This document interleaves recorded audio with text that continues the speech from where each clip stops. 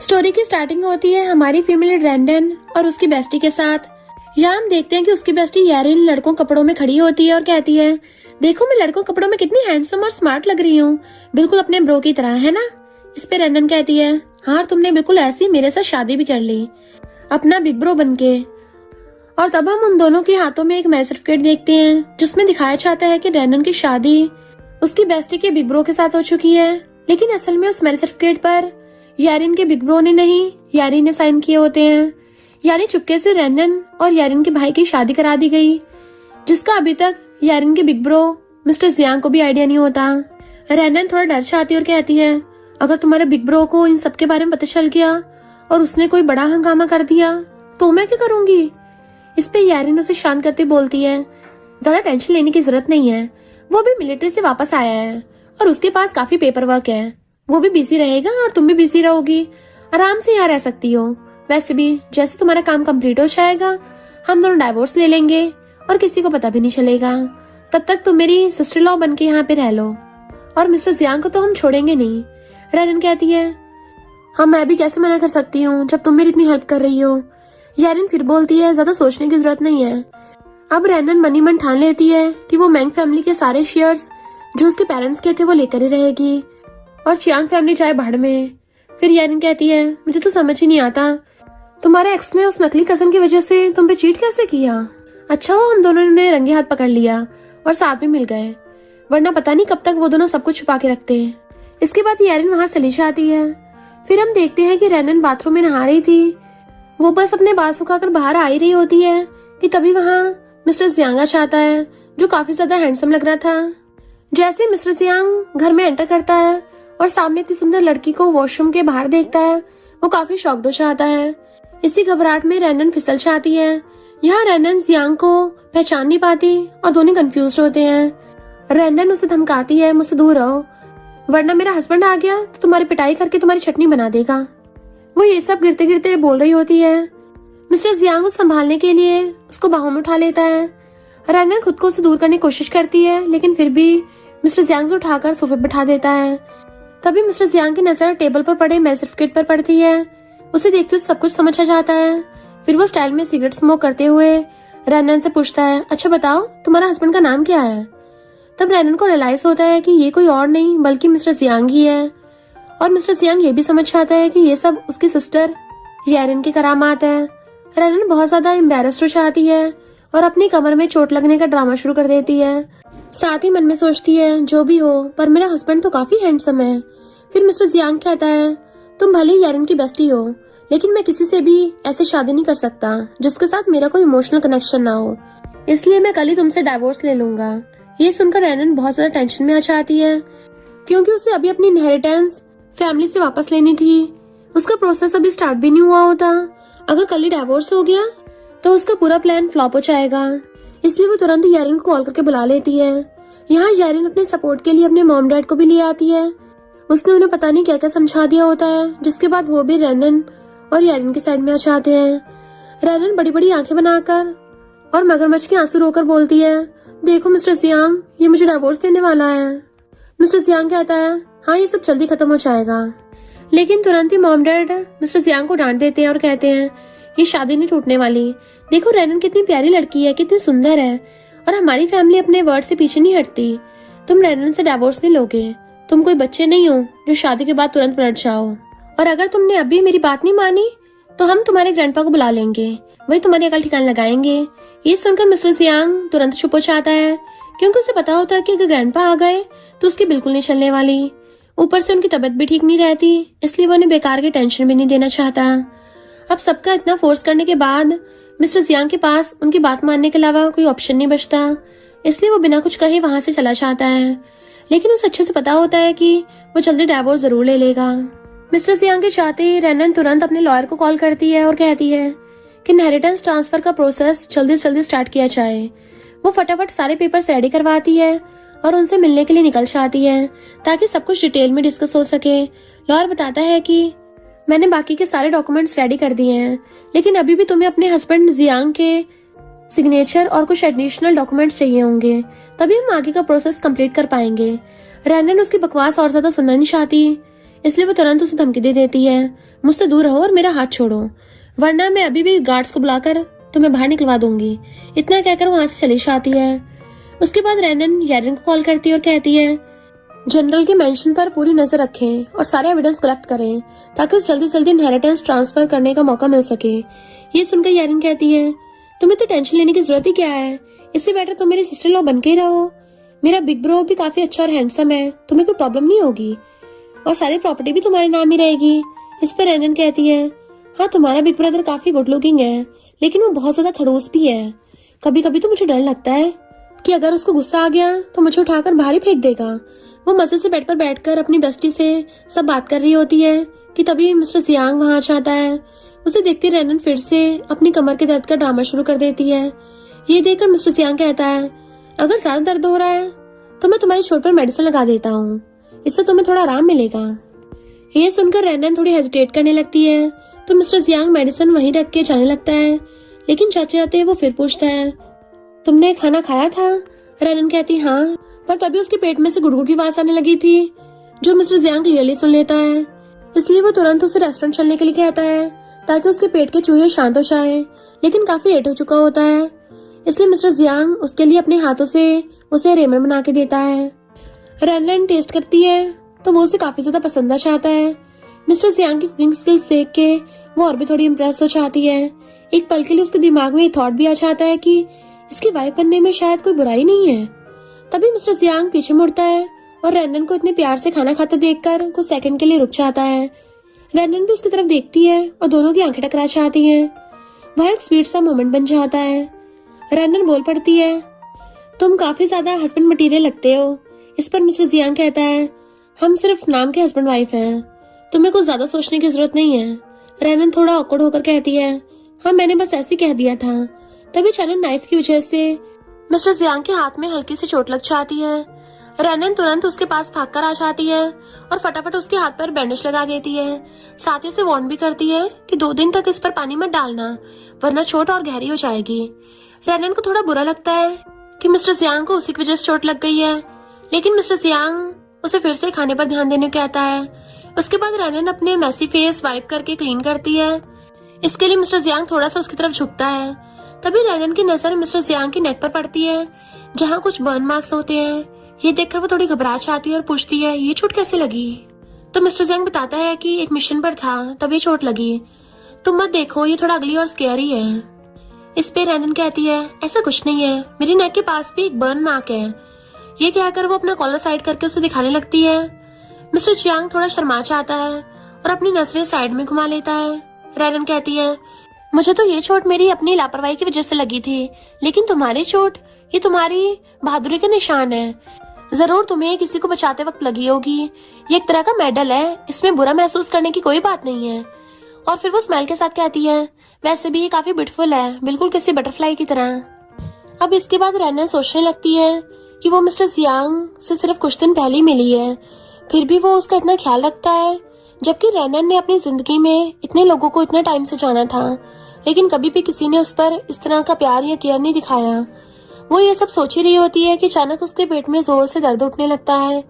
Mister Jiang तुरंत भागकर उसके पास आता है और पूछता है तुम्हें क्या हो गया? बट रैनन को समझ ही नहीं पाती। तब मिस्टर जियांग नूडल्स के बाउल को देखकर रियलाइज करता है कि शायद रैनन को फूड एलर्जी हो गई है। वो बिना टाइम वेस्ट किए रैनन को अपनी बाहों में उठाकर हॉस्पिटल ले जाता है। डॉक्टर के ट्रीटमेंट के बाद मिस्टर जियांग रैनन के पास आता है और कहता है तुम्हें क्रैब से एलर्जी है, तुमने मुझे पहले क्यों नहीं बताया? रैनन कहती है मुझे तो खुद नहीं पता था, मैंने कभी क्रैब खाया ही नहीं है, इसलिए मुझे आइडिया ही नहीं था। ये सुनकर मिस्टर जियांग को उसके लिए काफी बुरा लगता है और कहता है कोई बात नहीं, अब से मैं तुम्हारा और ज्यादा ध्यान रखूंगा। फिर वो थोड़ी देर के लिए रूम से बाहर चला जाता है। तभी कॉरिडोर से गुजरते हुए जियान की नजर रैनन पे पड़ जाती है। वो तुरंत रूम में आ जाता है और रैनन पे चिल्लाने लगा था। वो कहता है मुझे अटॉर्नी फैंग से पता चला है कि तुमने मैरिज सर्टिफिकेट और इनहेरिटेंस ट्रांसफर के पेपर्स बनवा लिए हैं। ये सब तुम कब से कर रही हो? मैं तुम्हें थोड़ा सा टाइम क्या नहीं दिया? तुमने नए आदमियों को फंसाना शुरू कर दिया। अब तुरंत अपनी नौटंकी बंद करो, इस आदमी से डाइवोर्स लो और मेरे पास वापस आ जाओ। मैं तुम्हें शिकायत का दूसरा मौका नहीं दूंगा। इस पे रैनन बिल्कुल क्लियरली कहती है अब मेरी शादी हो चुकी है, मुझसे दूर रहो। लेकिन इसके बाद भी जियान जबरदस्ती करने लगता है और बिल्कुल उसी वक्त वहाँ हमारा हीरो मिस्टर जियांग चाहता है। वो बिना सोचे जियान को एक जोरदार पंच मारता है और उसे रैनन से दूर कर देता है। साथ ही उसे सख्त वार्निंग देता है, आज के बाद तुम रैनन के आसपास भी दिखाई मत देना। जियान को वहां से दुम दबाकर भागना पड़ता है क्योंकि उसे समझ आ जाता है कि अभी यहाँ उसकी कोई नहीं चलने वाली। इसके बाद रैनन मिस्टर जियांग को थैंक यू कहती है उसे बचाने के लिए, और यहाँ वो ऑलमोस्ट कन्फेस ही कर देती है। वो मिस्टर जियांग से कहती है, तुम मेरा इतना ख्याल रखते हो, मुझे डर लगता है कि कहीं मैं तुम्हारे प्यार में न पड़ जाऊं। इस पे मिस्टर जियांग प्यार से कहता है, तुम्हें इतना सोचने की जरूरत नहीं है, तुम्हारी और मेरी शादी सिर्फ पेपर्स पर हुई है और अपनी वाइफ को प्रोटेक्ट करना मेरी रिस्पॉन्सिबिलिटी है, अब रेस्ट करो। इसके बाद हम देखते हैं कि एक पार्टी हो रही होती है जहाँ जियान अपनी न्यू गर्लफ्रेंड यानी रैनन की कजन ची के साथ आता है। तो कहता है, देखो ये रैनन भी यहाँ आ गई है, अब इसे जल्दी एहसास हो जाएगा कि मेरी कमी इसे कितनी ज्यादा खल रही है, ये रोते हुए मेरे पास वापस आएगी। इतना बोलकर वो रैनन के पास जाता और बोलता है, देखो तुम मेरी याद आई गई ना, इसलिए तुम भी पार्टी अटेंड करने आ गई मेरे करीब आने के लिए। चिंता मत करो, अभी भी टाइम है, डाइवोर्स ले लो और मेरे पास लौट आओ, मैं तुम्हें अपना लूंगा। उसकी ये बातें इतनी ज्यादा डीमीनिंग होती हैं कि रैनन को बहुत गुस्सा आ जाता है, लेकिन आज उसके पास सपोर्ट के लिए कोई था और वो था उसका प्यारा husband mister Jiang. Mister Jiang आते ही उसे वार्न कर देता है, बट उसको तब तक ये भी नहीं पता होता कि मिस्टर जियांग ये असल में है कौन और इंडस्ट्री में उसका कितना बड़ा नाम है। तभी गार्ड्स के साथ पार्टी का होस्ट आता है और उससे कहता है, ये मिस्टर जियांग है, जियांग कंपनी के प्रेसिडेंट, ये बीजिंग की सबसे बड़ी कंपनी के ओनर हैं, तो अच्छा होगा तुम इनसे तमीज से बात करो। ये सुनते ही जियान की टोन तुरंत बदल जाती है और वो मिस्टर जियांग से रिस्पेक्ट के साथ बात करने लगता है, लेकिन उसके मन में अभी भी सवाल होता है कि रैनन ने इतने बड़े आदमी को पटा कैसे लिया। कजन कहती, रैनन तुमने तो काफी अच्छा दाव खेला है, इतने बड़े कंपनी ओनर को प्यार के जाल में फंसा लिया। ये सुनकर मिस्टर जियांग को बहुत गुस्सा आ जाता है।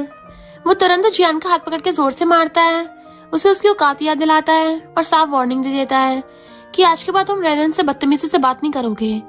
साथ ही वो जियान को सबके सामने रैनन से माफी मांगने पर मजबूर कर देता है। इस पूरे तमाशे के बाद रियान स्टेज पर जाता है अपनी कंपनी के बारे में अनाउंसमेंट करने के लिए। असल में वो यहाँ अपनी कंपनी प्रमोट करने आया होता है। तभी रैनन सबके सामने आती है और कहती है, तुम्हारी कंपनी के इनॉग्रेशन के लिए मैं तुम्हें गिफ्ट देना चाहती हूँ, और वो सबके सामने बहुत सारी फोटोज फेंक देती है। ये फोटोज जियान और कजन के अफेयर की थी। रैनन सबको बता देती है कि जब जियान मुझे डेट कर रहा था उसी टाइम वो उसकी कजन के साथ चीट कर रहा था। ये सुनते पार्टी में मौजूद सब लोग आपस में खुसर-पुसर करने लगते हैं कि कैसा आदमी है, इसकी कंपनी पर भरोसा कैसे करें। तब जियान को एक आदमी बोलता है, हो सकता है फोटोज फेक हो, पहले वेरिफिकेशन करना चाहिए। इस पे रैनन कहती है, ठीक है, मेरे पास एक वीडियो भी है, उससे सारा सच सामने आ जाएगा। ये सुन के जियान बुरी तरह घबरा जाता है और वीडियो छीनने के लिए रैनन की तरफ भागता है। तभी मिस्टर जियांग रैनन को अपने करीब खींच लेता है, जिसकी वजह से जियान तो लड़खड़ा कर नीचे गिर गया था। जियान की डेस्परेट मूवी सबके सामने प्रूव बन जाती है कि रैनन जो कह रही थी वो सच था। इसी के साथ जियान की सारी सच्चाई सबके सामने आ जाती है और उसकी जबरदस्त बेइज्जती होती है। इसी सब के बाद रैनन शांत तरीके से अपने रूम में बैठी होती है। तब मिस्टर जियांग उसके पास आता है। रैनन पूछती है, कहीं तुम मेरी इन ट्रिक्स की वजह से बुरा तो नहीं लगा। मिस्टर जियांग कहता है, मुझे कोई फर्क नहीं पड़ता, तुम्हें जैसे चीजों को हैंडल करना है वैसे करो, बस अपनी सेफ्टी का ध्यान रखो।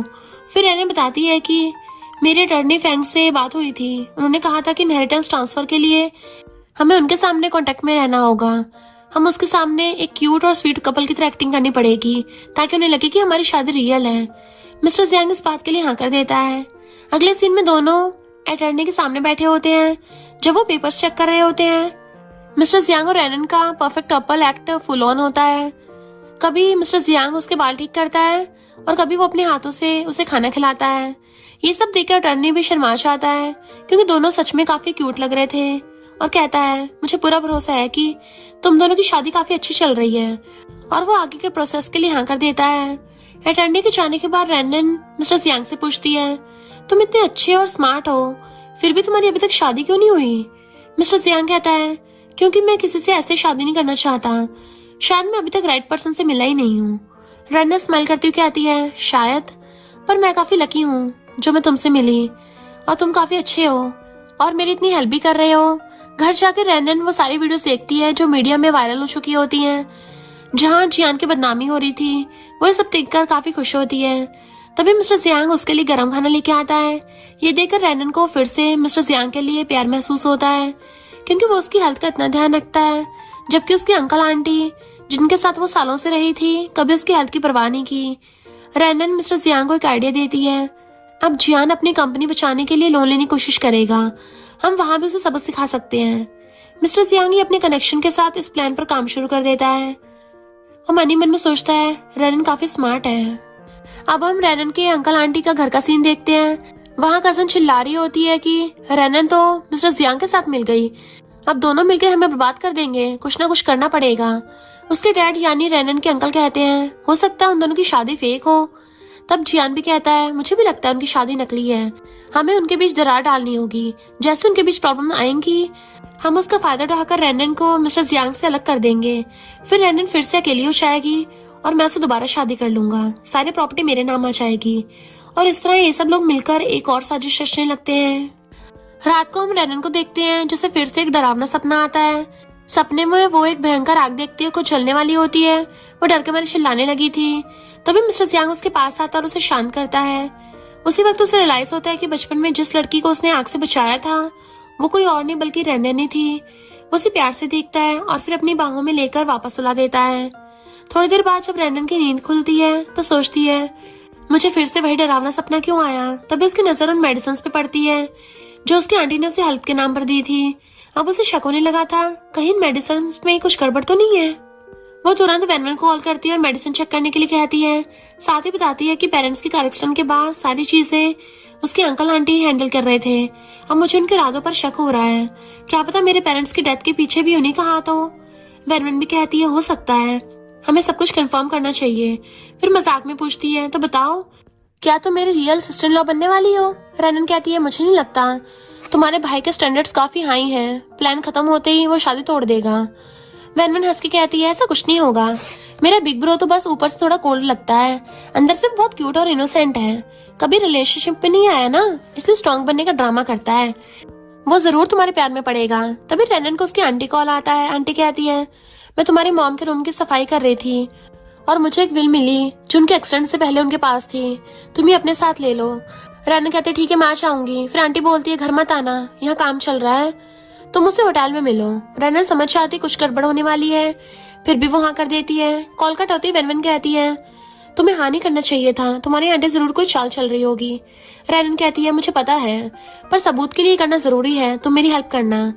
वैनवन हाँ कर देती है। अगले दिन रैनन होटल जाती है। आंटी उसे एक गिलास पानी देती है। रैनन को शक होता है इसलिए वो चुपके से पानी गिरा देती है और बेहोश होने का नाटक करती है। आंटी उसे बेड पर लिटाकर रूम से बाहर चली जाती है, लेकिन रैनन होश में होती है और तुरंत उठकर बैठ जाती है। अब उसे पूरा यकीन हो जाता है कि आंटी की नीयत ठीक नहीं है। रूम के बाहर वैनवन होती है जो सब कुछ रिकॉर्ड कर रही होती है एज ए प्रूफ। आंटी ने बड़ी चालाकी से एक आदमी को रूम के अंदर भेज दिया होता है, लेकिन जैसे ही जियान और कजन रिपोर्टर्स के साथ रूम में एंटर करते हैं वो देखते हैं कि रैनन ने तो उस आदमी को बुरी तरह पीट दिया था। वो खुद तो खड़ी थी लेकिन उसे अभी तक चक्कर आ रहे होते हैं क्योंकि रूम में कैंडल चली हुई थी जिससे उसे नींद सी आ रही होती है और वो कुछ प्रॉपर्ली एक्सप्लेन नहीं कर पा रही थी। इसी बात का फायदा उठाकर जियान और कजन उसका मजाक उड़ाने लगते हैं और उसकी बदनामी करते हुए कहते हैं तुम कितने बेशर्म हो, शादीशुदा होके भी एक आदमी के साथ अकेले होटल रूम में मिल रही हो। वो लोग रैनन को काफी इंसल्ट करने लगे थे। तभी वहाँ हमारा हीरो मिस्टर जियांग की एंट्री होती है। आते ही वो अपनी वाइफ रैनन को अपनी बाहों में उठा लेता है और जियान को भी डरा देता है। मिस्टर जियांग इस साफ शब्दों में कहता है कि अपनी वाइफ पर पूरा भरोसा है मुझे कि वो कभी कुछ गलत नहीं करेगी, और वैसे भी इस पर उसके पास जियान के खिलाफ पूरे सबूत थे। अब तो जियान की कोई खैर ही नहीं है। मिस्टर जियांग अपनी वाइफ को लेकर वहाँ चला जाता है और वैनवन को पूरी सिचुएशन संभालने और सबको जेल भिजवाने के लिए कह देता है। बाद में मिस्टर जियांग रैनन को अपने रूम में ले आता है और प्यार से संभालता है।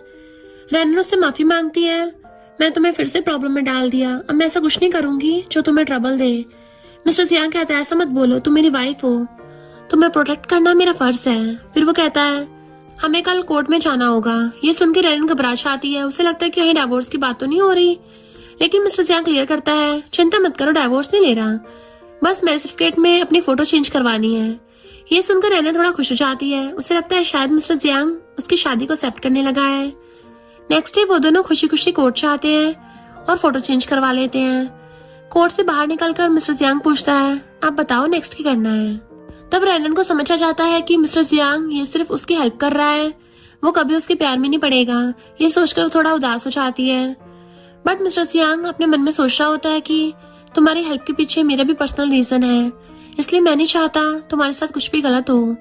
मिस्टर जियांग को उसके आर्मी फ्रेंड्स का कॉल आता है। वो उसे टीज करते हैं, आर्मी से निकलते ही शादी कर ली और हमें बताया भी नहीं, अब तो पार्टी देनी पड़ेगी। तो वो ये सब रैनन को बताता है। उसे लगता है शायद रैनन को पसंद नहीं आएगा, लेकिन वो तो बहुत ज्यादा खुश हो जाती है। वो चाहती थी कि लोग उसे मिस्टर जियांग की वाइफ समझे। सच तो ये था कि वो मिस्टर जियांग से धीरे धीरे प्यार करने लगी थी। बट इसी बीच मिस्टर जियांग के फ्रेंड्स एक वियर्ड बात बोलते हैं। मैंने वेनवन से सुना था कि तुम्हारी वाइफ का सरनेम भी ची है। तुम्हारे एक पुराने रिलेटिव का सरनेम भी ची ही था ना? मिस्टर जियांग ये बात पे ज्यादा ध्यान नहीं देता। बाद में रैनन वेनवन से बात करती है तो वेनवन बताती है कि जो मेडिसिन उसकी आंटी उसे दे रही थी वो बहुत खतरनाक थी। उनसे धीरे धीरे उसका नर्वस सिस्टम डैमेज हो सकता है और वो मर भी सकती थी। अब ये प्रूफ हो चुका था कि आंटी कभी भी रैनन का भला नहीं चाहती थी। हाई चांसेस थे कि रैनन के पेरेंट्स के एक्सीडेंट के पीछे भी वही फैमिली थी। ये जानकर रैनन को दर्द भी होता और गुस्सा भी, क्योंकि पेरेंट्स के बाद उसके आंटी अंकल कोई उससे अपनी फैमिली माना था, पर सच ये था कि वही लोग उसकी फैमिली के दुश्मन निकले। अब रैनन डिसाइड कर लेती है कि वो सबसे पहले अपने पेरेंट्स की मौत का बदला लेगी। वो तुरंत अपने अंकल आंटी घर से आकर अपना सारा सामान ले आती है। अंकल आंटी ड्रामा करते हैं, तुमने हमें बताया होता तो हम तुम्हारे लिए भी खाना बना देते। रैनन उसकी एक्टिंग समझ चुकी होती है। वो कहती है मेरा हस्बैंड नीचे वेट कर रहा है तो मुझे जाना होगा। ये कहकर वो वहां से चली जाती है। पीछे कजन गुस्से में ग्लास फेंक देती है। उसे बर्दाश्त नहीं हो रहा था कि रैनन अब मिस्टर जियांग के साथ रहकर इतनी अमीर और स्ट्रांग हो गई है। तभी अंकल एक शॉकिंग बात बताते हैं, अगर मिस्टर जियांग सच में रैनन के साथ है तो क्यों ना हम दोनों को ही मार दे, इन्वेस्टिगेशन से पहले ही सब खत्म हो जाएगा। अंकल समझ चुका था कि रैनन को उन पर शक हो गया है। घर लौटने के बाद रैनन गहरी सोच में डूब जाती है। उसे अपने बचपन याद आता है जब वो एक बड़ी सी आग में फंस गई थी। उस वक्त एक लड़का था जिसका नाम जाओ मेंग था, जिसने उसकी जान बचाई थी। लेकिन उस आग में उस लड़के को भी काफी गहरी चोट लगी थी। आग की वजह से वो नेक के पास बुरी तरह जल गया था। ये यादें याद करते हुए रैनन अचानक रियलाइज करती है कि बिल्कुल इसी जगह पर चोट का निशान उसने मिस्टर जियांग की गर्दन पे भी देखा था। उसके दिमाग में एक शॉकिंग ख्याल आता है, कहीं ये जाओ मेंग मिस्टर जियांग ही तो नहीं है। इसके बाद रैनन दोबारा अपने अंकल आंटी घर जाती है क्योंकि उसका कुछ सामान पैकिंग के लिए रह गया था। वो अपने रूम में जाकर शांति से अपना सामान पैक कर रही होती है। तभी कजन वहां जाती है और उसे तंग करने लगी थी। वो रैनन पे झूठे इल्जाम लगाते हुए कहती है, कहीं तुम हमारे घर से चीजें चुरा कर तो नहीं ले जा रही हो। ये सुनकर रैनन का गुस्सा 7वें आसमान पे पहुंच जाता है। अंततः अंकल आंटी भी वहां कर रैनन को परेशान करने लगते हैं। यहाँ तक कि अंकल गुस्से में आकर रैनन पर हाथ उठा देता है। लेकिन बिल्कुल सही वक्त पर मिस्टर जियांग की एंट्री होती है। मिस्टर जियांग तुरंत अंकल को डांट लगाता है, तुम्हारी हिम्मत कैसे हुई मेरी वाइफ पे हाथ उठाने की। ये सुनकर अंकल का रंग उड़ जाता है। वो तुरंत डर के मारे माफी मांगने लगा था। फिर रैनन अपने अंकल आंटी से कहती है कि वो एक रूम अनलॉक करें जो पहले उसके पेरेंट्स का रूम हुआ करता था। लेकिन अंकल आंटी उस रूम को खोलने से मना कर देते हैं क्योंकि उन्हें डर होता है कि कहीं रैनन को उनके खिलाफ कोई सबूत न मिल जाए। ये देखकर मिस्टर जियांग उन्हें सख्त वार्निंग देता है, अभी के अभी रूम खोलो। अंकल आंटी अभी भी घबरा रहे होते हैं तो मिस्टर जियांग खुद ही रूम का दरवाजा खोल देता है ताकि रैनन अंदर जा सके। लेकिन यहीं पर अंकल अपने असली चाल चलता है। वो कुछ गुंडों को बुला लेता है मिस्टर जियांग को पिटवाने के लिए। सब मिलकर मिस्टर जियांग पर हमला कर देते हैं। मिस्टर जियांग अकेला होने के बावजूद उन सबसे लड़ता है, लेकिन इतने लोगों के सामने वो काफी ज्यादा इंजर्ड हो जाता है। फिर भी वो अपनी वाइफ रैनन को उन सबसे बचाने में कामयाब हो जाता है। इसके बाद रैनन किसी तरह मिस्टर जियांग को हॉस्पिटल ले जाती है। पूरा रास्ता उसका दिल गिल्ट से भरा होता है क्योंकि उसे लगता है कि उसकी वजह से मिस्टर जियांग फिर से मुसीबत में फंस गया। वो तुरंत वेनवन को कॉल करके सब कुछ बता देती है तो उसकी बेस्टी भी सैड हो जाती है और रैनन से प्रॉमिस करती है कि वो ये बात अपने मॉम डैड को नहीं बताएगी ताकि वो लोग और ज्यादा परेशान ना हो जाएं। जोरदार एंट्री होती है मिस्टर जियांग की काफी क्लोज फ्रेंड की। आते ही वो रैनन पर भड़क जाता है और उसे सुनाने लगता है। वो कहता है तुम्हारी वजह से मिस्टर जियांग को स्कूल से एक्सपेल कर दिया गया था। ये सुनकर रैनन पूरी तरह शॉक हो जाती है। अब उसे फाइनली कंफर्म हो जाता है कि मिस्टर जियांग ही जाओ मेंग है, लेकिन वो अब भी कंफ्यूज हो जाती है। उसके दिमाग में सिर्फ एक सवाल घूम रहा था, आखिर मैंने कौन सा लेटर स्कूल को भेजा था जिसकी वजह से मिस्टर जियांग एक्सपेल हुआ। इस सच को जानने के लिए रैनन अपने पुराने स्कूल जाती है। स्कूल के कंप्यूटर रूम में जाके वो सिस्टम में अपनी ट्रेस डाल रही होती है। तभी अचानक कंप्यूटर में एक वायरस आ जाता है और पूरा डाटा करप्ट हो जाता है। ये देख के रैनन काफी परेशान हो जाती है। तभी वहाँ कजन एंट्री लेती है प्रिंसिपल के साथ। प्रिंसिपल को भड़काते हुए कहती है, रैनन यहाँ सबूत मिटाने आई थी और देखिए इसने स्कूल के कंप्यूटर में वायरस भी डाल दिया।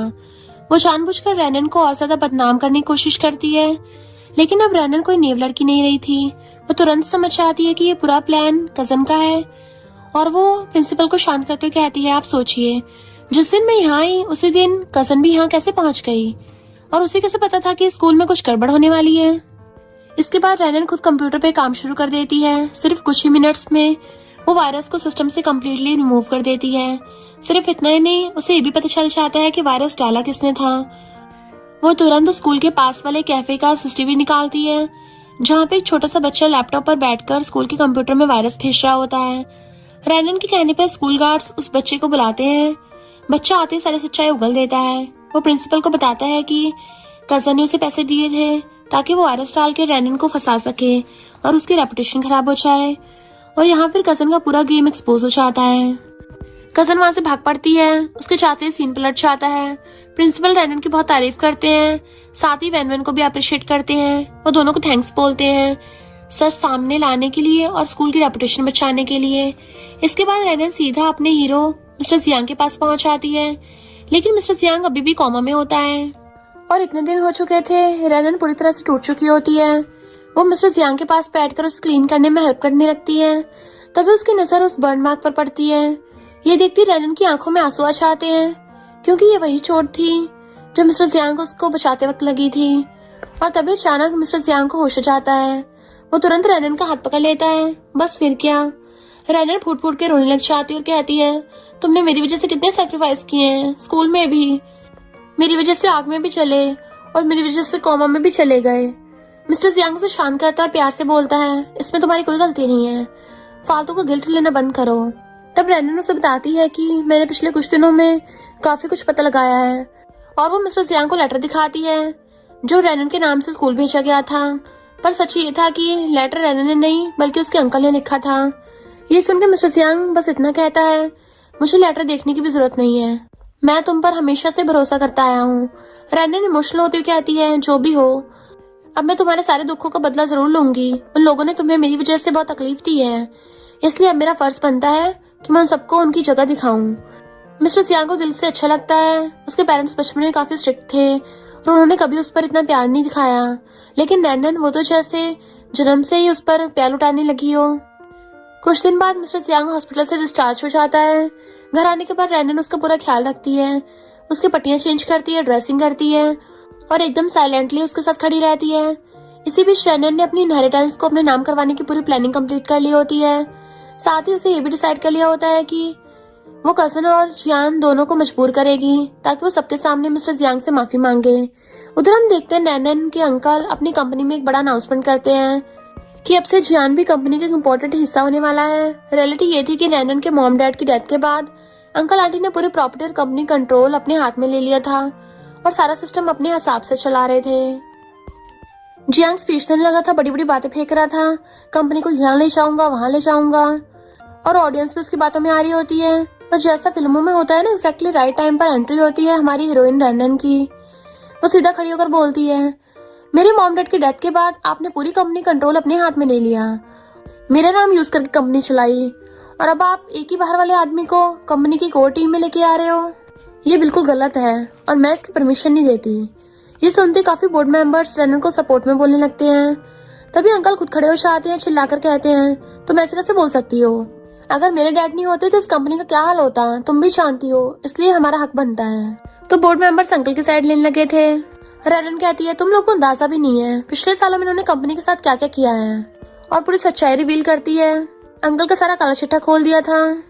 सालों पहले अंकल ने रैनन की आइडेंटिटी का मिसयूज करके मिस्टर जियांग के खिलाफ एक लेटर लिखा था, जिससे मिस्टर जियांग को स्कूल से निकाल दिया था। इसी लेटर की वजह से मिस्टर जियांग की फैमिली और रैनन की फैमिली के बीच बहुत बड़ी दरार पड़ गई थी, एंड इवन बहुत सारे प्रोजेक्ट भी कैंसिल हो गए थे। इतना ही नहीं, अंकल ने अपने पर्सनल प्रॉफिट के लिए प्रोजेक्ट जानबूझकर बर्बाद कर दिए, जिस बीच उन दोनों कंपनी में राइवलरी हो गई और कंपनी को हैवी लॉस झेलना पड़ा।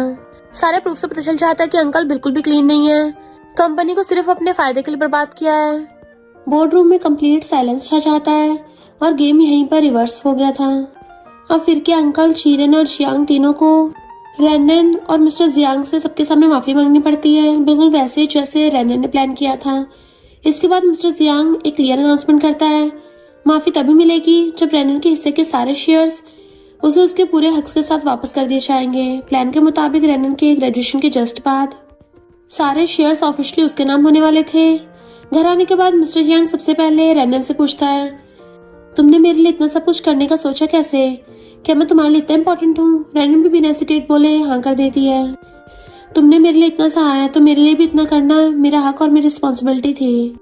मैं तो तुम्हारे लिए बहुत कुछ करना चाहती हूँ। ये सुनते ही मिस्टर जियांग उसको टाइटली हक कर लेता है। ये मोमेंट जैसे उनकी जिंदगी की बॉन्ड का एक नया चैप्टर ओपन कर रहा हो। तभी मिस्टर जियांग को आर्मी स्कूल से कॉल आता है। उसे हेड इंस्ट्रक्टर की पोजीशन के लिए इनवाइट किया जाता है, क्योंकि आर्मी के टाइम पर वो काफी आउटस्टैंडिंग था। पहले मिस्टर जियांग मना करने की कोशिश करता है, लेकिन उनकी रिक्वेस्ट देखकर हाँ बोल देता है। मतलब अगले महीने से उसे ग्रेजुएशन सेरेमनी से पहले स्टूडेंट्स को मिलिट्री ट्रेनिंग देनी होगी।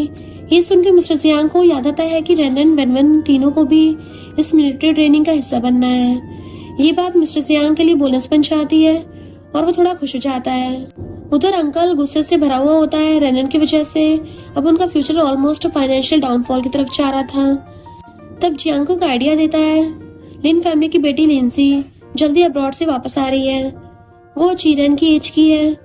अगर उन दोनों की बॉन्डिंग हो जाए तो बिजनेस में काफी ज्यादा प्रॉफिट हो सकता है। एटलीस्ट हम कंगाल होने से बच जाएंगे। ये सुनकर चीरन लिंसी से फ्रेंडशिप के लिए रेडी हो जाती है। अब हम देखते हैं रैंडन और वेनवेल मिलिट्री ट्रेनिंग कैंप पहुंच चुके होते हैं। दोनों काफी एक्साइटेड होती हैं, क्योंकि ट्रेनिंग के बाद रैंडन सिर्फ ग्रेजुएट ही नहीं हुई होगी, बल्कि कंपनी के सारे शेयर्स भी ऑफिशियली मिल जाएंगे। तभी वहाँ लिंसी आती है और उसके साथ चीरन भी होती है। पिछले कुछ दिनों में उन दोनों के बीच में अच्छी फ्रेंडशिप हो चुकी होती है। यहीं से नया ड्रामा स्टार्ट होता है। चीरन रैंडन के कान भर देती है कि लिंसी और मिस्टर जियांग बचपन के बहुत क्लोज फ्रेंड्स थे। इतने क्लोज कि एक टाइम पर उनकी एंगेजमेंट भी हो चुकी थी। सबका मानना था कि उन दोनों की शादी होगी, लेकिन अचानक मिस्टर जियांग ने किसी और से शादी कर ली, जो थी रैंडन, जिससे रैंडन इनसिक्योर होने लगती है। लेकिन फिर वेनवेन तुरंत क्लैरिफाई करती है कि हाँ, बचपन में लिंसी और मिस्टर जियांग क्लोज थे, एंगेजमेंट भी हुई थी, बट बात कभी आगे नहीं बढ़ी। और सच बताऊं, मैंने कभी लिंसी को अपनी सिस्टर इन लॉ नहीं माना। मेरी सिस्टर इन लॉ सिर्फ तुम हो रैंडन, तुम टेंशन मत लो। और वैसे भी मिस्टर जियांग अब तुम्हें पसंद करने लगा है। पर फिर भी रैंडन के दिल में इनसिक्योरिटी के बीज बो दिए थे चीरन ने। वो सोचने लगती है, कहीं मिस्टर जियांग आज भी लिंसी को तो पसंद नहीं करता, कहीं मैं बीच में तो नहीं आ गई। तभी इसी बीच प्रिंसिपल की एंट्री होती है, जो सारे स्टूडेंट्स के साथ उनके इंस्ट्रक्टर को भी लेकर आते हैं। और इंस्ट्रक्टर कोई और नहीं, मिस्टर जियांग ही होता है। उसे देखकर वेनवेन और लिंसी दोनों बहुत खुश हो जाती हैं, लेकिन नैनन थोड़ी कंफ्यूज रह जाती है। उसके दिमाग में सिर्फ एक ही थॉट चल रहा होता है, कहीं मिस्टर जियांग लिंसी से मिलने के लिए तो नहीं आया। उसके बाद मिस्टर जियांग बिना टाइम वेस्ट किए सबकी ट्रेनिंग स्टार्ट करवा देता है। ट्रेनिंग का लेवल काफी टफ होता है, सब स्टूडेंट्स को हैवी रनिंग करनी पड़ती है। इस वजह से रैंडन काफी ज्यादा थक जाती है। वहीं वेनवेन उसका ख्याल रखती है, बार बार उसके पास आती है, उसे इंकरेज करती है। और पानी देने के लिए मिस्टर जियांग रैंडन के पास जाने वाला होता है, लेकिन तभी लिंसी बीच में आ जाती है और खुद वाटर बॉटल लेने लगती है। उसका एटीट्यूड थोड़ा ऑड होता है, जैसे उसे ये लग रहा हो कि मिस्टर जियांग खुद उसके लिए पानी लाने वाला था। लिंसी मिस्टर जियांग से बात करने की कोशिश करती है, उसे अपॉलॉजी भी मांगती है। वो बिना बताए अब्रॉड चली गई थी। उन दोनों को बात करते हुए देखकर रैंडन को मूड ऑफ हो जाता है। धीरे धीरे उसे जेलसी होने लगी थी, उसके दिमाग में डाउट्स आने लगे थे और वो खुद को इनसिक्योर फील करने लगती है, चाहे वो ओपनली कुछ न कहे। पर फिर मिस्टर जियांग खुद लिंसी से डिस्टेंस बना लेता है और सीधा रैंडन के पास आता है। वो उसे पानी देने और बात करने की कोशिश करता है, लेकिन रैंडन बिना कुछ बोले वहां से चली जाती है। बेचारा मिस्टर जियांग कंफ्यूज होकर खड़ा रह जाता है, सोचता है कि बिना कुछ कहे वो क्यों चली गई। उधर चीची मौका देखकर लिंसी की कान भरने लग जाती है। वो रैंडन के बारे में उल्टा सीधा बोलती है, कहती है कि रैंडन ने मिस्टर जियांग को मैनिपुलेट किया है। वो एक गोल्ड डिगर है जिसने उसकी फैमिली में भी प्रॉब्लम्स क्रिएट की थी और शेयर्स तक छीन लिए थे। लिंसी को वार्न करती है रैंडन से दूर ही रहना बेटर है। ये सब सुनकर लिंसी के दिमाग में रैंडन की इमेज काफी नेगेटिव बन जाती है। वहीं मिस्टर जियांग बिना डिले किए सीधा अपनी रैंडन के पास पहुंचता है और उसे सारी सच्चाई बता देता है। वो क्लियरली बोल देता है कि वो यहाँ इंस्ट्रक्टर बनकर सिर्फ रैंडन के लिए आया है और लिंसी के साथ उसका कुछ भी नहीं है, बस बचपन के दोस्त थे और अब ऐसा वैसा कुछ भी नहीं बचा। ये सब जानकर रैंडन थोड़ा रिलैक्स होती है। उसके बाद मिस्टर जियांग वहां चला जाता है। मिस्टर जियांग के जाने के बाद लिंसी आकर रैनन को टॉन्ट करने लगती है। वो बोलती है कि अभी मिस्टर जियांग मुझसे नाराज है, जैसे उसका गुस्सा शांत होगा वो तुम्हें साइड कर देगा, इसलिए ज्यादा खुश होने की जरूरत नहीं है। पर रैनन भी कम नहीं होती, वो शांति से जवाब देती है, तुम अपनी आंखों का चेकअप करा लो, हम दोनों हस्बैंड वाइफ हैं और तुम एक थर्ड पर्सन हो, हमारे बीच में बोलने का तुम्हारा कोई हक नहीं है। घर आकर रैनन फिर से मिस्टर जियांग की ड्रेसिंग और मरहम पट्टी करने लगती है, उसकी पुरानी चोटों का ख्याल रखती है। तब मिस्टर जियांग को याद आता है कि वैनवन ने बताया था कि लिंसी की वजह से रैनन थोड़ा इनसिक्योर फील कर रही है, इसलिए वो बिना घुमा फिरा के डायरेक्टली रैनन से पूछ लेता है। वो दोबारा क्लियर करता है कि लिंसी और वो सिर्फ बचपन के दोस्त हैं और उसके अब्रॉड जाने को लेकर भी उसके दिल में कोई गुस्सा नहीं है। रैनन सब सुन लेती है, लेकिन फिर भी उसका भरोसा पूरी तरह से सेटल नहीं होता। लिंसी की बातें उसके दिमाग में अटक चुकी होती हैं। उसको लगता है कि शायद मिस्टर जियांग अब भी लिंसी से नाराज है, इसलिए उसके साथ अच्छा बिहेव कर रहा है और जैसे सब नॉर्मल होगा वो लिंसी के पास चला जाएगा। नेक्स्ट डे हम देखते हैं कि चीची और लिंसी भी ट्रेनिंग के लिए वहां आ चुके होते हैं। सबके सामने मिस्टर जियांग आता है, रैनन का हाथ पकड़ लेता है और अनाउंस करता है कि रैनन उसकी वाइफ है और वो यहाँ इंस्ट्रक्टर बनकर सिर्फ उसी के लिए आया है। वो ये भी बोलता है कि वो ये सब पर्सनल रखना चाहता था, लेकिन कुछ र्यूमर्स की वजह से उस सबके सामने सब कुछ सच बताना पड़ा और सबसे कोऑपरेशन की रिक्वेस्ट करता है। ये बात असल में लिंसी को सुनाने के लिए कही जाती है। रैनन को ये देखकर काफी अच्छा लगता है। उसे समझा जाता है कि मिस्टर जियांग ने ये सब सिर्फ उसे रीअश्योर करने के लिए किया है और वो जेन्युइनली खुश हो जाती है। वहीं लिंसी के अंदर आग लग जाती है, लेकिन तब भी चीची उसके दिमाग में जहर भरती रहती है और कहती है कि इन सब पर ध्यान देने की जरूरत नहीं है। जरूर रैनन ने मिस्टर जियांग को मैनिपुलेट किया होगा, वरना तो असली परफेक्ट जोड़ी तो तुम्हारी और मिस्टर जियांग की ही थी, एकदम राम मिलाई जोड़ी। खैर पतिदेव इंस्ट्रक्टर ही क्यों ना हो, ट्रेनिंग तो पूरी करनी पड़ेगी और डांट भी फुल ऑन मिलेगी। इसलिए जैसे रैनन वैनवन के साथ गॉसिप मोड में भागने लगती है, मिस्टर जियांग तुरंत डंडा लेके उसके सामने खड़ा हो जाता है। स्ट्रिक्ट वॉइस में बोलता है, फटाफट ट्रेनिंग स्टार्ट करो, यहाँ फ्री टाइम नहीं है।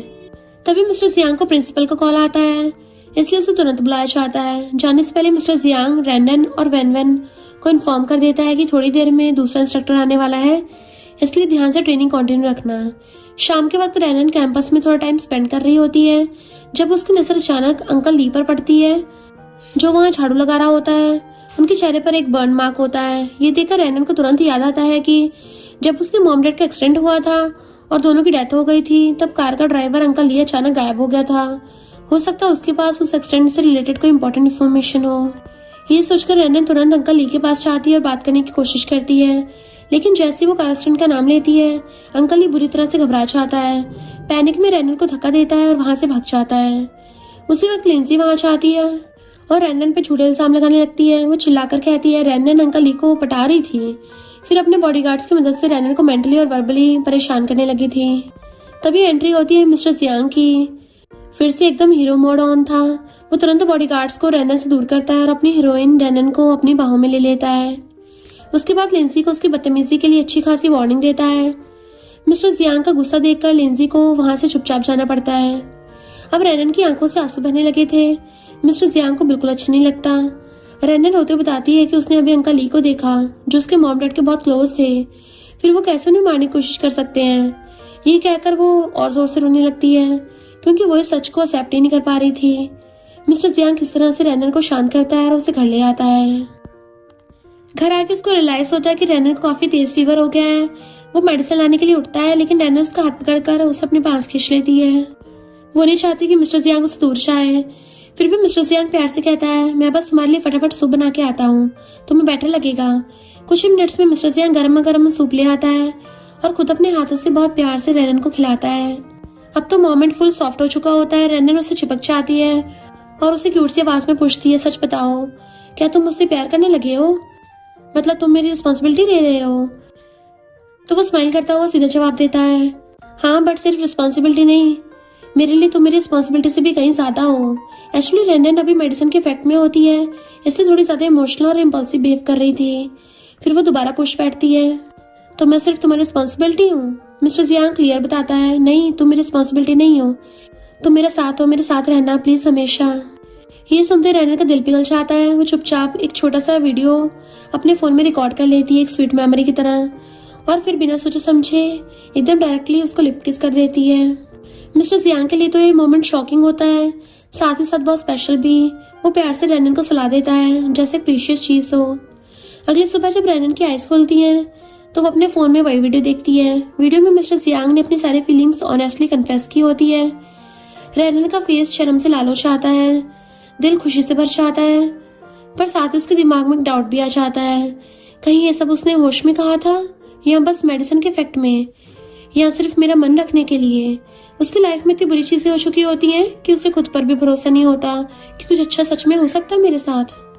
तभी मिस्टर जियांग आके जेंटली उसे रीअश्योर करता है, ज्यादा मत सोचो, कल रात जो भी मैंने कहा वो सब वीडियो में रिकॉर्ड हुआ है, वो सब सच था, मैं बिल्कुल होश में था और मैं वही बात आज भी रिपीट कर सकता हूँ। ये कहकर मिस्टर जियांग उसको फुल क्लैरिटी के साथ अपनी फीलिंग्स रैनन के सामने दोबारा एक्सेप्ट करता है। फिर रैनन उसे अंकल ली के बारे में सब कुछ बता देती है। मिस्टर जियांग सीरियस हो जाता है। ओके, फिर हमें जल्दी से अंकल ली को ढूंढना होगा, शायद वही हमें पूरी सच्चाई तक ले जाए। इधर हम देखते हैं uncle aunty already panic mode में थे क्योंकि अंकल ली उन्हें ब्लैकमेल कर रहा होता है। वो बार बार पैसे मांग रहा था, धमकी देता है, अगर जल्दी मोटा पैसा नहीं मिला तो वहां जाकर इन्वेस्टिगेटर्स को सब कुछ बता दूंगा। प्रेशर में आके अंकल डिसाइड करता है कि प्रॉब्लम ही खत्म कर देते हैं, मतलब अंकल ली को टपका डालते हैं। पर प्लॉट ट्विस्ट आता है, मिस्टर जियांग और रैनन ऑलरेडी फुल प्लानिंग के साथ अंकल ली तक पहुंच चुके होते हैं। पहले वो अंकल ली से सच खुलवाने की कोशिश करते हैं। जब वो चुप रहता तो रैनन गेम पलट देती है। वो अंकल ली के सामने उसकी बेटी की फोटोज रख देती है जो एक अच्छे बड़े स्कूल में पढ़ रही होती है। रैनन क्लियरली वार्न करती है, अब तक मेरे अंकल तुम्हें पैसे दे रहे थे तुम्हारा मुंह बंद रखने के लिए, लेकिन अब वो खुद फंस चुके हैं तो तुम्हें पैसे देने वाला कोई नहीं बचेगा। इससे बेटर है तुम मेरे साथ कोऑपरेट करो, मैं तुम्हें जो प्राइस चाहिए वो दूंगी, बट सच बोलना पड़ेगा। और यही अंकल ली सब कुछ रिवेल कर देता है। वो कन्फेस करता है कि रैनन की अंकल आंटी ने उसे फोर्स किया था उसके बच्चों की जान की धमकी देकर। उन्होंने कहा था कि किसी भी हाल में रैनन के पेरेंट्स को मारना होगा, नहीं तो तुम्हारे बच्चे मारे जाएंगे। इस वजह से अंकल ली ने जानबूझकर उन्हें माउंटेन रोड से ले गया और एक प्लान्ड एक्सीडेंट करवाया। दुनिया को लगे नॉर्मल एक्सीडेंट था, बट रियलिटी में वो कोल्ड ब्लडेड कॉन्स्पिरेसी थी। रैनन ने पूरी कन्फेशन रिकॉर्ड कर ली होती है। घर आकर जब वो रिकॉर्डिंग दोबारा सुनती है तो उसे कम्प्लीटली ब्रेक हो जाती है। आज पहली बार उसे अपने मॉम डैड की डेथ का सच पता चला होता है। रैनन को रोते देख मिस्टर जियांग का दिल नहीं मानता। वो वैनवन को कॉल करके पूछता है कि अब क्या करें। वैनवन बताती है कि उसे थोड़ा रो लेने दो, ये सच बहुत हैवी था। बट मिस्टर जियांग ऐसे ही छोड़ने वालों में से नहीं था। उसके दिमाग में क्लासिक बॉय लॉजिक आइडिया आता है। वो रैनन को हॉरर मूवी दिखाता है, ये सोच के कि डर लगने से शायद रैनन के माइंड डिस्ट्रैक्ट हो जाएगा। प्लान काम भी करता है। रैनन डर जाती है, चिल्लाती भी है, रोती भी है और mister Jiang full support mode में ऑन था। जो मन में करो, चिल्लाओ, रो लो, मैं हूं ना, लेकिन फिर आज के बाद मैं तुम्हें रोने का चांस नहीं दूंगा। तभी एक सुपर स्कैरी सीन आता है और रैनन सीधा मिस्टर जियांग से चिपक जाती है। उसका फेस मिस्टर जियांग के नेक के पास था। उसकी सांसें मिस्टर जियांग के गले को टच कर रही होती हैं। मिस्टर जियांग के कान एकदम रेड। रैनन अनजाने में उसके कानों के पास उंगलियां मूव ऑन करने लगती है, बस किस करने वाली होती है। तभी मिस्टर जियांग की मॉम की एंट्री लेती है और पूरे रोमांटिक मूड का RIP हो जाता है। मॉम शर्मा के बोलती है, मैंने कुछ नहीं देखा, तुम दोनों कंटिन्यू कर सकते हो। ऑब्वियसली कौन कंटिन्यू कर सकता है ऐसी हालत में। मिस्टर जियांग पूछता है, मॉम क्यों आई हो आप? मॉम बताती है कि वैनवन का कॉल आया था, वो ट्रेनिंग के बाद थक गई है और मेरे हाथ का सूप मिस कर रहे थे, इसलिए सूप देने आई थी। रैनन स्वीटली उन्हें अपने पास बैठने को बोलती है, बट मिस्टर जियांग तो सीधा बोल देता है, काम हो गया ना तो आप जा सकती हो। मॉम स्माइल करके बोलती है, हाँ बेटा मैं समझ रही हूँ, और चुपचाप निकल जाती हैं। उनके जाने के बाद मिस्टर जियांग उससे पूछता है, तो कंटिन्यू करें? तो वो शर्मा के हाँ बोल देती है। मिस्टर जियांग फुल हक से अपनी वाइफ रैनन को उठाकर प्यार से बेड पर बिठा देता है। आगे क्या होगा आप सबको पता ही है, अब इनको प्राइवेसी दे दो। नेक्स्ट मॉर्निंग जब रैनन उठती है तो पूरा थक गई होती है और बोलती है, मिस्टर जियांग का स्टाइल तो बिल्कुल रिटायर्ड मिलिट्री मैन जैसा ही है। मिस्टर जियांग किचन से सूप बनाकर लाता है जो रैनन फुल एंजॉय करती है। तभी मिस्टर जियांग की मॉम का कॉल आता है, बताती है कि ग्रैंडपा की बर्थडे पार्टी आ रही है और इस पर मिस्टर जियांग को रैनन के साथ आना ही होगा। इधर हम देखते हैं चीची फुल रेज मोड में ऑन होती है। रीजन लिंजी ने उसे सबके सामने थप्पड़ मार दिया था और ऑनेस्टली उसका कारण भी सॉलिड था क्योंकि चीची ने लगातार लिंजी की कान भर रही थी। इस वजह से लिंजी की पब्लिक में काफी बेइज्जती हो चुकी थी। अब सीन ये है कि चीची की इंसल्ट हो चुकी थी, ईगो क्रश, और उसे अब लिंजी से बदला भी लेना है। तभी जियांग उसे एक आइडिया देता है जिसके थ्रू वो रैनन और लिंजी दोनों से बदला ले सकती है। चीची तुरंत उस प्लान पर काम शुरू कर देती है। Cut to the next scene. रैनन और वैनवन एक रेस्टोरेंट में बैठे होते हैं, आपस में बातें कर रहे होते हैं। तभी एक वेट्रेस आकर उन्हें फ्री फूड ऑफर करती है। बोलती है, मैम ये हमारा न्यू आइटम है, सैंपल के लिए प्लीज ट्राई करके बताइए कैसा लगा। दोनों बेस्टीज को थोड़ा शक होता है और जैसे वो पीछे देखते हैं उनकी नजर चीची पड़ती है और दोनों बेस्टी को एक ही थॉट आता है, अगर चीची यहाँ पे है तो कुछ ना कुछ गड़बड़ तो जरूर होगी। वेनवन खाने को स्मेल करके तुरंत बोलती है, इसमें सी फूड है और हमें पता ही है रेनन को सी फूड से कितना ज्यादा एलर्जी है। रेनन तो न समझ आती है कि ये सब कल के ग्रैंडपा की बर्थडे पार्टी के लिए सेटअप है। प्लान ये है कि रेनन की तबीयत खराब हो, फेस पे रिएक्शन आए और पार्टी में उसकी फुल ऑन इंसल्ट हो, पर रेनन भी अब कोई बच्ची नहीं है। वो कहती है चलो इनका प्लान है इनके खिलाफ यूज करते हैं। फिर वो थोड़ा थोड़ा खाना खाने की एक्टिंग करती है। दूर खड़ी चीची ये सब देखकर खुश हो रही होती है। वो साइड में जाकर फोन पे बोलती है, रेनन ने वो खा लिया। सी फूड की डोसेज में इतना ज्यादा कंट्रोल रखा है कि आज कोई रिएक्शन नहीं होगा, लेकिन कल तक इसका फेस पूरा रेड और रैशेस से भर जाएगा। पार्टी में ये बहुत फनी और एम्बैरेसिंग लगेगा। नेक्स्ट डे ग्रैंडपा की बर्थडे पार्टी फुल स्विंग में होती है। हॉल पूरा ब्यूटीफुली डेकोरेट होता है। एंट्री होती है वेनवन और रेनन की। रेनन ने अपने फेस पर एक व्हाइट मास्क कपड़े से ढक रखा था, लेकिन फिर भी वो अपनी ड्रेस में बहुत ज्यादा प्रिटी लग रही थी। वेनवन के साथ अपनी दोनों बेस्टीज पार्टी में लिटरली शाइन कर रही होती हैं। मिस्टर जियांग के डैड रेनन से पूछते हैं, बेटा फेस क्यों कवर किया है? रेनन बोलती है, तबीयत थोड़ी ठीक नहीं है डैड, आप चिंता मत करिए। ये बात जियांग, चीची और लिंजी भी सुन रहे होते हैं।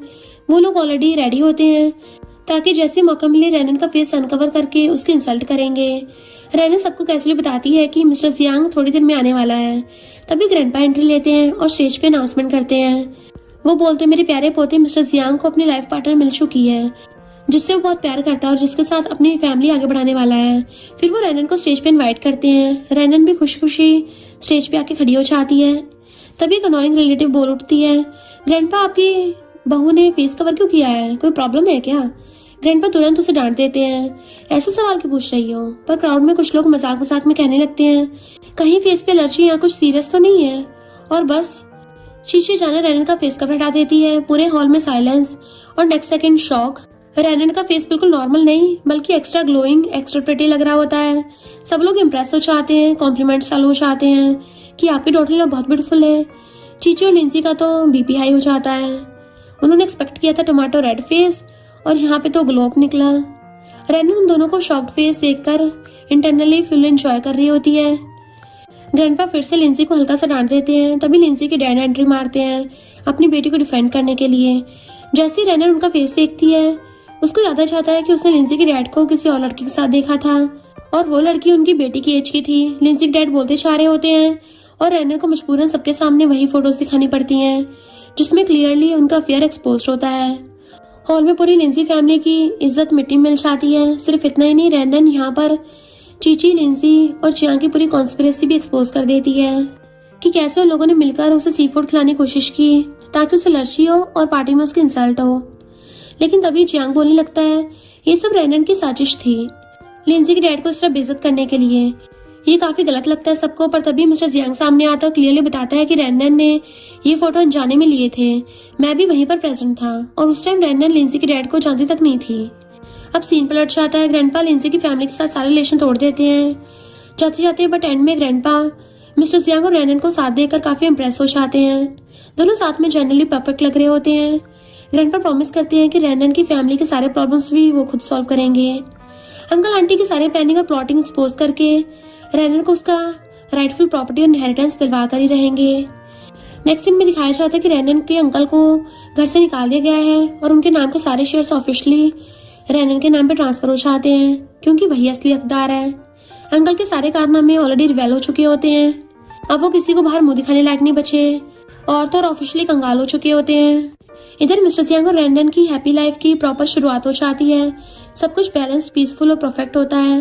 दोनों अपनी लाइफ की जीत सेलिब्रेट कर रहे होते हैं। बस फाइनल डॉक्यूमेंट साइन करना बाकी होता है जिसके लिए अटर्नी बैंक से कॉल आ जाता है। इधर जियांग रेनन के अंकल के पास हेल्प मांगने चाहता है क्योंकि उसकी खुद की कंपनी भी डूब चुकी होती है। वो अपना घर गिरवी रख के पैसे मांगता है लेकिन अंकल सीधा मना कर देता है, ऊपर से थपड़ा भी मार देता है। जियांग फिर चीची के पास जाता है क्योंकि उसे लगता है कि वो उसकी बातों में आ जाएगी। थोड़ी देर बाद जियांग वहीं पहुंच जाता है जहां मिस्टर जियांग रेनन अटर्नी के साथ डॉक्यूमेंट साइन करने आए होते हैं। अटर्नी मिस्टर जियांग थोड़ी देर के लिए साइड होते हैं। जियांग रेनन के पास आकर भीख मांगने लगा था। वो फिर से ड्रामा करता है, चीची की बुराई करता है कि मैं बस उसके झूठ में आ गया था, वरना मैं हमेशा तुमसे प्यार करता था। अब मुझे रियलाइज हो गया है, प्लीज मुझे एक्सेप्ट कर लो। पर रेनन बिल्कुल भी उसकी बातों में नहीं आती, सीधा मना कर देती है। ये देखकर जियांग गुस्से में रेनन पर चाकू से अटैक करने वाला होता है, लेकिन मिस्टर जियांग बिल्कुल सही टाइम पर आकर उसका हाथ पकड़ लेता है। पीछे की तरफ इतना जोर से मोड़ता है कि हड्डी चटक जाती है। रेनन तुरंत पुलिस को कॉल कर लेती है और फाइनली जियांग को उसकी सजा मिल गई थी। रात को रेनन पूरी सर्च करती है, सब कुछ पता लगा लेती है। उसके अंकल ने कहाँ पैसों की धोखाधड़ी की थी और कैसे उसके मॉम डैड की प्रॉपर्टीज बेच दी थी। वो तुरंत अंकल शाह को कॉल करती है और सारे लूज एंड्स क्लोज करने का डिसाइड लेती है। रेना ऑफिशियली अंकल आंटी के खिलाफ केस फाइल कर देती है। उसे ये सब करते बिल्कुल भी अच्छा नहीं लगता, क्योंकि मॉम डैड के बाद उसने सच में अंकल आंटी को अपनी फैमिली माना था, लेकिन उन्होंने उसके साथ बहुत बड़ा धोखा किया। वो अपने मॉम डैड की फोटो देखकर रो पड़ती है। तब मिस्टर जियांग आता है, उसके आंसू पोंछता है, उसे गले लगा के कंसोल करता है और बताता है कि अंकल आंटी के खिलाफ सारे सॉलिड प्रूफ कलेक्ट हो चुके हैं, इंक्लूडिंग ये कि कैसे उन्होंने पैसे देकर मॉम डैड के अगेंस्ट साजिश रची थी। उन्हें मारने के लिए उन्हें सजा तो मिलनी चाहिए, जिसपे रेनन भी हामी भरती है। कुछ दिन बाद मिस्टर जियांग रेनन अकेले घूम रहे होते हैं।